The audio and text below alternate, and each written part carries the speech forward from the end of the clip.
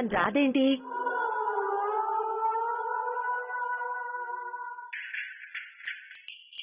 అంజలి గురించి అడిగితే అలా మొహమొహాలు చూసుకుంటారేమిట్రా? ప్రీతి, ఏం జరిగింది? చెప్పవే, ఏం జరిగింది? అంజలి ఇంట్లో లేదు నానమ్మ. అత్తయ్య అంజలిని పంపించేసింది.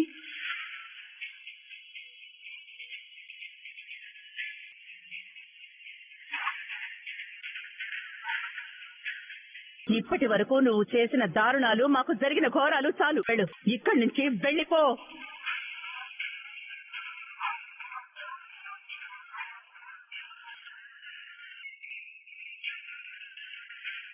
శివుడు, ఏంట్రా ఇది? ఇంట్లో నువ్వు నీ కొడుకులు ముగ్గురు మొగాళ్ళు ఉన్నారు. ఓ ఆడపిల్లని అలా ఇంట్లోంచి పంపించేస్తుంటే చూస్తూ ఎలా ఊరుకున్నారా? గీతాంజలిని ఎందుకు ఆపలేకపోయారా?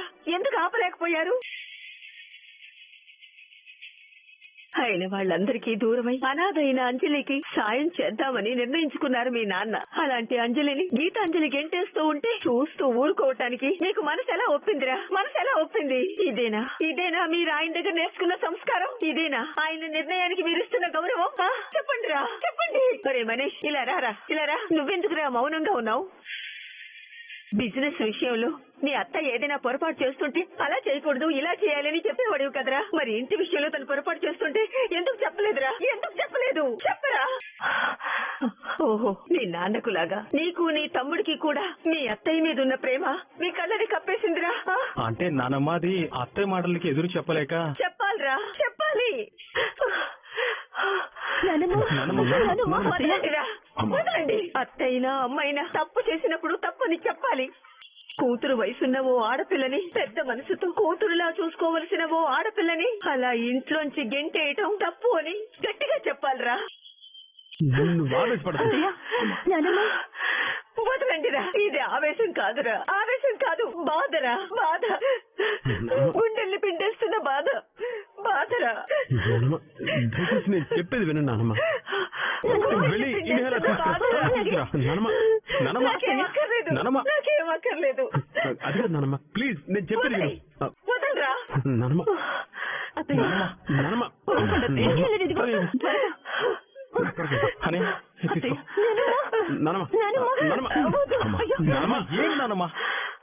ఏంటయ్యా ఇది? ఏం చేస్తున్నారు? శివుడు ఎప్పుడో చేసిన పాపం మీ నాన్నను అలా తీసుకెళ్లిపోయిందిరా. ఆడపిల్లని అలా ఇంటి నుంచి తరివేసిన పాపం కూడా మూట కట్టుకుంటే ఆ పాపం నన్ను మీ నాన్న దగ్గర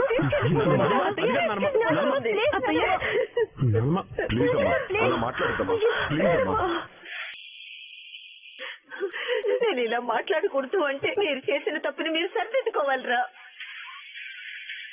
ఇంట్లోంచి బయటికి పంపించేసిన ఆడపిల్లని వెతికి మరి ఇంటికి తీసుకురావాలరా.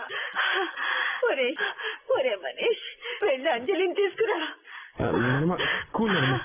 వెళ్ళరా, వెళ్ళు. ఒరే శివుడు, వెళ్ళరా, వెళ్ళి అంజలిని తీసుకురారా. అలాగేనమ్మా, తీసుకొస్తాం.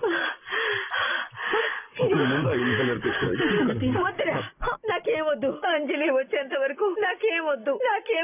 ఒరే శివుడు, వెళ్ళరా. వెళ్ళి అంజలిని తీసుకురా. అంజలి ఎక్కడ నేను వెళ్ళి తీసుకొస్తాను. తీసుకోమా. నాకొద్దు. మన మనవరాల్ని వాళ్ళ అమ్మ దగ్గరికి తీసుకెళ్లే బాధ్యత నీదే రత్నం.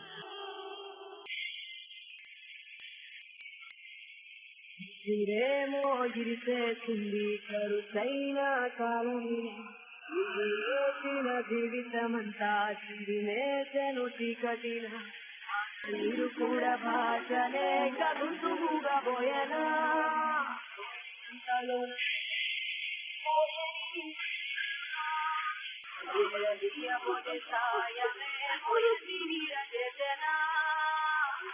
ఎవరిదో దారి తప్పి నిన్ను చుట్టి వేదనా.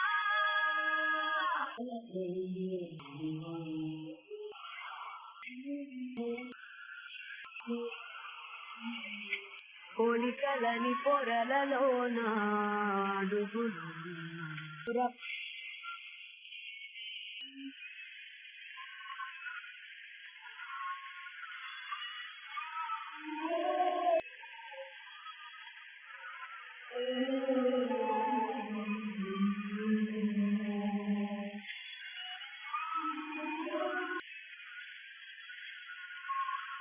ఎక్కడికి? ఇంటికి. నేను రాను. నువ్వు రావాలి. రాలేను. రమ్మంటున్నారు. ఎవరు? నాన్న నానమ్మ వాళ్ళు నిన్ను రమ్మంటున్నారు. అమ్మ రమ్మలేదు కదా. అమ్మ ఏంటి? అదే అమ్మగారు, గీతాంజలి అమ్మగారు రమ్మలేదు కదా అని అంటున్నారు. నన్ను వెళ్ళిపోమని చెప్పింది ఆవిడే కదా. ఆవిడ రమ్మనకుండా వచ్చి మళ్ళీ ఆవిడని నేను బాధపడలేను. అంజలి, నువ్వు రాకపోతే ప్రాబ్లం అవుతుంది. అంజలి, నేను వస్తేనే ప్రాబ్లం అవుతుంది. నేను తాతగారి వల్ల ఇంటికి వచ్చాను. తాతగారితోనే ఆ ఇంటికి నాకు ఉన్న రుణం తీరిపోయింది. ఇంకా నాకు ఆ ఇంటికి వచ్చే అర్హత లేదు. నేను రావాల్సిన అవసరమూ లేదు. ఉంది, అవసరం ఉంది. నానమ్మ పరిస్థితి బాగోలేదు. అవును అంజలి, ఆయాసంతో చాలా బాధపడుతోంది.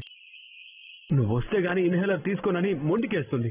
అయ్యో, ఊపిరి తీసుకోవడానికి కూడా చాలా ఇబ్బంది పడుతోంది. ప్రస్తుతం ఉన్న పరిస్థితుల్లో నువ్వే ఆవిడ ఊపిరి. ఇంకేం ఆలోచించకుండా పద వెళ్దాం. సరే, పద వెళ్దాం.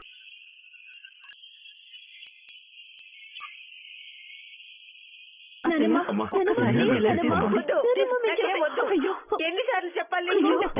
అంజలిని తీసుకురావడానికి మనీష్ వాళ్ళు వెళ్లారు కదా, వాళ్ళు తప్పకుండా తీసుకొస్తారు. నువ్వు ముందా ఇన్హేలర్ తీసుకోమా. వినండి, నాకేమొద్దు. అంజలి కనిపించిందా? అంజలి కనిపించలేదు. అయ్యో అయ్యో అయ్యో దేవుడా. నువ్వేం టెన్షన్ పడకమ్మా, మనీష్ ఖచ్చితంగా అంజలిని తీసుకొస్తాడమ్మా. అమ్మా తీసుకురామ్మా. చెప్పింది వినపడదా?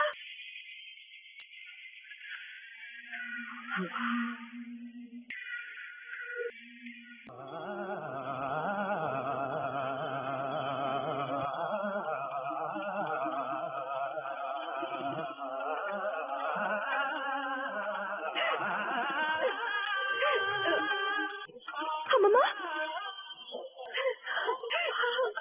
అంజలి, అమ్మమ్మ, అమ్మ అంజలి.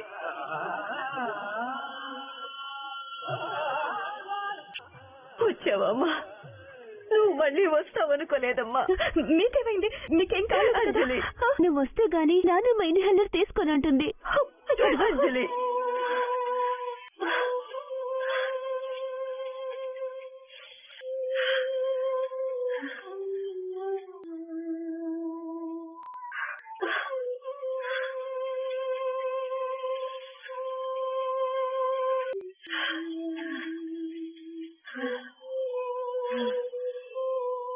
నువ్వు వెళ్లిపోయావని తెలిసినప్పటి నుంచి ఇంతే అంజలి. మా మాట వినడం లేదు, టాబ్లెట్స్ కూడా వేసుకోవడం లేదు. అయ్యో అమ్మమ్మ, ఇలా అయితే ఎలాగా? ఉండండి, నేను మీకు వాటర్ తీసుకొస్తాను. టాబ్లెట్ వేసుకుందరు. అమ్మా, ఇప్పుడు ఎలా ఉంది? పోయిన ప్రాణం తిరిగి వచ్చినట్టుగా ఉందిరా. ఇప్పుడు ఇంకా కొంతకాలం బతుకుతానన్న ధైర్యం వచ్చిందిరా. అరే మనీష్, ఇలారా. నువ్వు తీసుకొచ్చింది అంజలిని మాత్రమే కాదురా, పోయిన నా ధైర్యాన్ని వెనక్కి తీసుకొచ్చావు.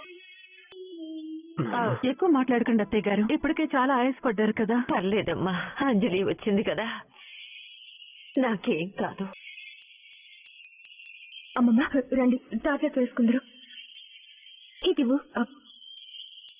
ఏంటి ఆలోచిస్తున్నారు? అంజలి తిరిగి వచ్చిన విషయం ఏదో గీతాంజలికి ఫోన్ చేసి చెప్పేయండి. అమ్మా, ఏంటమ్మా నువ్వు అలా చెప్తే వెంటనే అత్తయ్య బయలుదేరి ఇక్కడికి వస్తుంది. అత్తయ్య వచ్చిందంటే మళ్ళీ గొడవ జరుగుతుంది. నానమ్మ ఎమోషనల్ అవుతుంది, నానమ్మ హెల్త్ అప్సెట్ అవుతుంది. అది కొంచెం కూడా ఆలోచించకుండా మాట్లాడుతున్నావేంటమ్మా? అది కాదురా, గీతాంజలి చెప్పాలి కదా. అన్నయ్య ఆలోచన కరెక్ట్. ఇంకొకసారి గొడవ జరిగిందంటే అంజలి పర్మనెంట్ గా మన ఇంటికి దూరం అయిపోతుంది. అప్పుడు చాలా ఇబ్బంది అయిపోతుంది. అది కాదురా. అవునవును, నానమ్మకి చాలా ఇబ్బంది అయిపోతుందమ్మా. మీరేమంటారండి? ప్రస్తుతం వాడు చెప్పింది కరెక్టే అనిపిస్తోంది.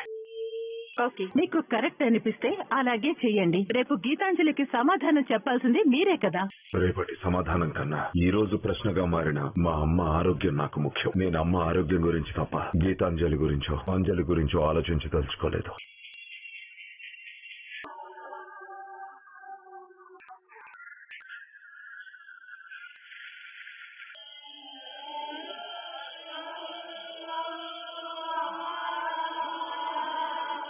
ఎక్కడికి వెళ్ళిపోయావు? ఎందుకు వెళ్ళిపోయావు? నాకు చెప్పకుండా ఎందుకు వెళ్ళిపోయావు? అలా వెళ్ళిపోవడానిక నువ్వు ఇక్కడికి వచ్చింది? చెప్పు, నాకు సమాధానం చెప్పు. అంటే అమ్మ అలా గెంటేస్తే వెళ్ళిపోతావా? సరే, ఇప్పుడు ఏం చేయాలనుకుంటున్నావు?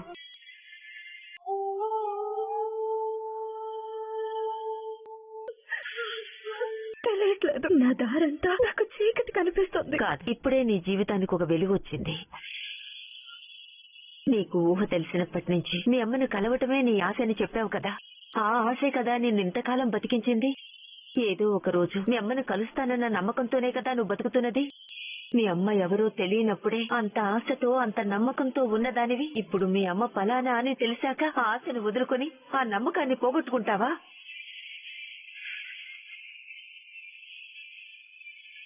భవిత, రోహిత్, కృష్ణజలాగా నువ్వు కూడా గీతాంజలి బిడ్డవే కదా.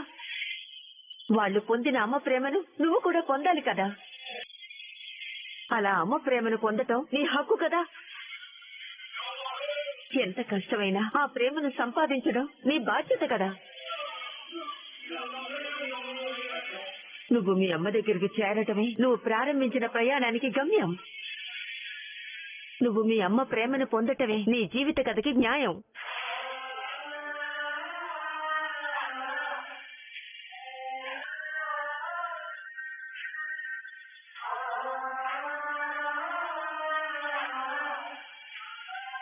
ఇప్పటి వరకు మీ అమ్మ గురించి తెలుసుకోవడం కోసం నువ్వు చేసింది ప్రయత్నం కాదు, అది ఒక పోరాటం, ఒంటరి పోరాటం. ఇంతకాలం మీ అమ్మ గురించిన ఆలోచనలతో నీ మనసులో జరిగింది సంఘర్షణ కాదు, అదో యుద్ధం. నీలో నువ్వే చేస్తున్న యుద్ధం. యుద్ధం మధ్యలో పోరాటాన్ని ఆపేసి వెళ్లిపోతే నీ ఓటమిని నువ్వే అంగీకరించినట్టు అవుతుంది. నువ్వొచ్చింది ఓడిపోవటానికి కాదు, మీ అమ్మ మనసు గెలవటానికి, మీ అమ్మని గెలుచుకోవడానికి.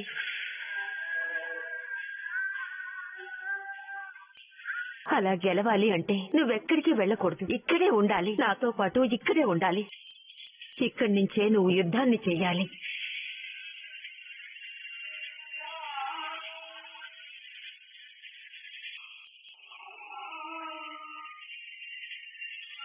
కురుక్షేత్రంలో అర్జునుడికి అండగా కృష్ణుడున్నట్టు నీకు అండగా నేనుంటాను. కృష్ణుడు సారథిలా సాయం చేశాడు, యుద్ధం మాత్రం అర్జునుడే చేశాడు. నేను నీకు అలా సాయమే చేయగలను, యుద్ధం మాత్రం నువ్వే చెయ్యాలి. మీ అమ్మ మనసు నువ్వే గెలవాలి. కాబట్టి ఇక్కడి నుంచి వెళ్లిపోవాలన్న ఆలోచన పొరపాటున కూడా నీ మనసులోకి రాకూడదు.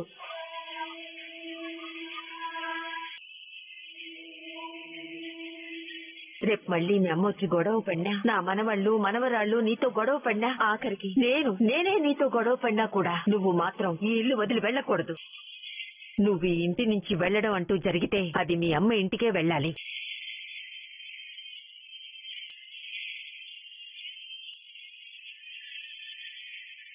ప్రతి మనిషి పుట్టుకకి ఒక కారణం ఉంటుంది. నీ పుట్టుకకు కారణం మీ అమ్మని చేరటం, మీ అమ్మని గెలవటం, మీ అమ్మతో కలిసి బతకడం.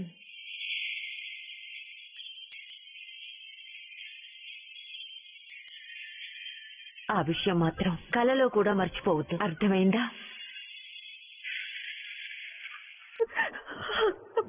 అర్థమైందమ్మా, నాకు అర్థమైంది. నాకు ఎన్ని కష్టాలు వచ్చినా, ఎన్ని ఇబ్బందులు ఎదురైనా నేను ఎక్కడికి వెళ్ళను. నీతోనే ఉంటాను. నేను మా అమ్మమ్మతోనే ఉంటాను. మా అమ్మని గెలుచుకుంటాను. జరిగిన దానికి మీడియా ముందు నువ్వు మా అత్తయ్యకి సారీ చెప్తే ప్రాబ్లం సాల్వ్ అయిపోతుందని ఎప్పుడో చెప్పాను కదా, నువ్వే వినలేదు. ఇప్పుడు వింటాను. ఇప్పుడు మీ అత్తయ్య గారికి సారీ చెప్తాను. మేడం, ఆ అంజలి టీవీలో మీ గురించే మాట్లాడుతుందంట. నా గురించి మాట్లాడుతుందా? అవును మేడం, గీతాంజలి ఎడ్యుకేషనల్ ఇన్స్టిట్యూషన్ కి సంబంధించి ఒక బ్రేకింగ్ న్యూస్. అవును మేడం, మీ గురించే వచ్చాను. నా వల్ల జరిగిన తప్పుకి మీకు క్షమాపణలు చెప్పడానికే వచ్చాను. జరిగిన దాంట్లో తప్పంతా నాదే తప్ప మీ తప్పు అనువంత కూడా లేదు.